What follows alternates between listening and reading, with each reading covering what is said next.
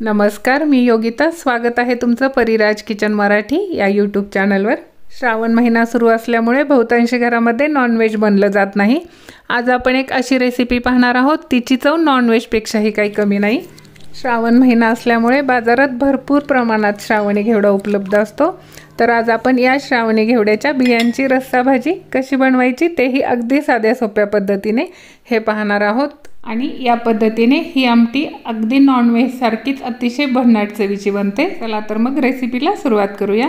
ही आमटी बनवण्यासाठी इथे आपण पावशर म्हणजे 250 ग्रॅम घेवड्याच्या शेंगा घेतल्या आहेत। यालाच वाघा घेवडा किंवा ओला राजमाही बोलतात। या शेंगा घेताना लक्षात ठेवायचे, जास्त जून निब्बर घ्यायच्या नाहीत। या पद्धतीने हिरव्या कलर असणाऱ्या परंतु भरीव घ्यायचेत, सोलून त्यातील बिया स्वच्छ धुवून घ्यायचेत। या घेवड्याच्या बिया आपल्याला कुकरमध्ये थोडंसं पाणी आणि मीठ घालून शिजवून घ्यायचे आहेत। जास्त गाळ करायचं नाही, बिया फुटू नये तिथपर्यंतच आपल्याला ते शिजवून घ्यायचं आहे। या बिया शिजायला जास्त वेळ लागत नाही, कुकरच्या 2 शिट्ट्यांमध्ये हे परफेक्ट शिजलं जातं।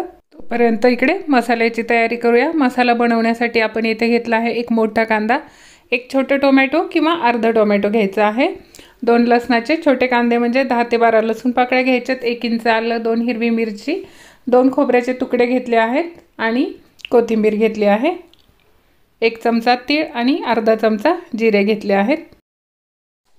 आता आपण मसाला भाजून घेऊया। त्यासाठी इथे एका कढईमध्ये 1 चमचा तेल घेतलेलं आहे।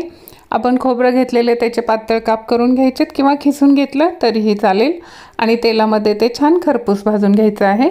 या पद्धतीने खोबरं भाजल्यानंतर याच्यामध्येच कांदाही आपल्याला उभा पातळ कापून भाजून घ्यायचा आहे। कांदाही आपल्याला मध्यम आचेवरच चांगला परतून घ्यायचा आहे।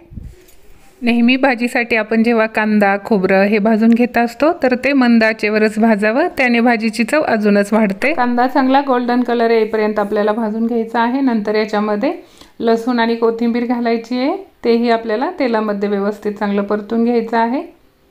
याच्यामध्येच आता अर्धा टोमॅटो घेतला आहे, तोही घालून घ्यायचा आहे आणि 2 हिरवी मिरची घेतली आहे, तेही घालून घ्यायचे आहे आणि याच्यामध्येच आपण तीळ आणि जिरे घेतलेत, तेही घालून घ्यायचेत आणि हे सर्व एकत्र 5 मिनिटांसाठी आपल्याला चांगले एकजीव परतून घ्यायचं आहे। इथे आपण तीळ आणि जिरेही वापरलेत, जे आपण मटणासाठी पण वापरतो। याने भाजीला खूप छान चव येते। मसाला भाजून झाल्यानंतर थोडा कोमट होऊ द्यायचा आहे आणि नंतर एकदम बारीक वाटून घ्यायचा आहे। प्रथम खोबरं बारीक करून घेऊया, कारण खोबरं कांदा एकत्र बारीक होत नाही। खोबरं बारीक करून घेतल्यानंतर त्याच्यामध्येच कांदा आणि आपण सर्व मसाला भाजला आहे तो घालून घ्यायचा आहे। थोडंसं पाणी घालायचं आहे आणि एकदम एकजीव बारीक वाटून घ्यायचा आहे। मसाला जेवढा एकजीव बारीक वाटला जाईल तेवढे भाजीला छान चव येते, त्यामुळे मसाला आपल्याला या पद्धतीने एकदम बारीक असा वाटून घ्यायचा आहे। इकडे आपल्या घेवड्याच्या बियाही एकदम परफेक्ट शिजल्या आहेत। या बियांचा गाळ न होता आपल्याला त्या शिजवून घ्यायच्यात। जादा गाळ झाला तर भाजीला एवढी छान चव लागत नाही। आता भाजी फोडणी देण्यासाठी इथे आपण 4 मोठे चमचे तेल घेतलं आहे, त्याच्यामध्ये जिऱ्याची फोडणी करून घ्यायची आहे आणि नंतर हा वाटलेला मसाला घालून घ्यायचा आहे। मसाल्यात थोडीशी बारीक कापलेली कोथिंबीर घालायची, याने भाजीला खूप छान चव येते। मसाला या पद्धतीने आपल्याला एकदम तेल सुटेपर्यंत परतून घ्यायचा आहे आणि इथं आपण जास्तीचे मसाले वापरले नाही आहेत, फक्त घरगुती काळं तिखट घेतलं आहे 2 मोठे चमचे आणि अर्धा चमचा हळद घेतली आहे, ते घालून घ्यायचे आणि हे मंद आचेवर आपल्याला व्यवस्थित परतून घ्यायचं आहे।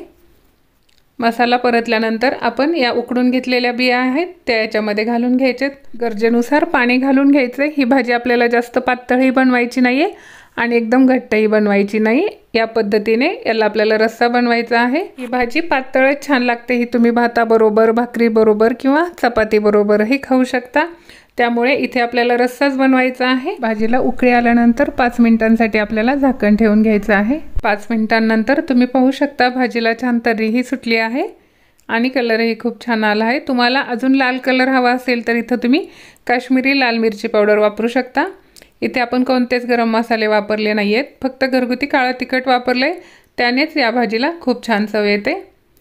आपल्याला एवढी घट्ट अशी ही भाजी बनवायची आहे। अशा प्रकारे आपली अतिशय साध्या सोप्या पद्धतीने आणि नॉनव्हेजपेक्षा चवीला कमी नाही अशी श्रावणी घेवड्याची भाजी खाण्यासाठी तयार आहे। रेसिपी आवडली असेल तर नक्की ट्राय करून पहा आणि व्हिडिओला लाईक आणि कमेंट करायला विसरू नका। चॅनलला अजून सबस्क्राईब केलं नसेल तर नक्की करा आणि बेल आयकॉनही प्रेस करायला विसरू नका, त्यामुळे तुम्हाला माझ्या नवीन रेसिपींचं नोटिफिकेशन भेटत जाईल।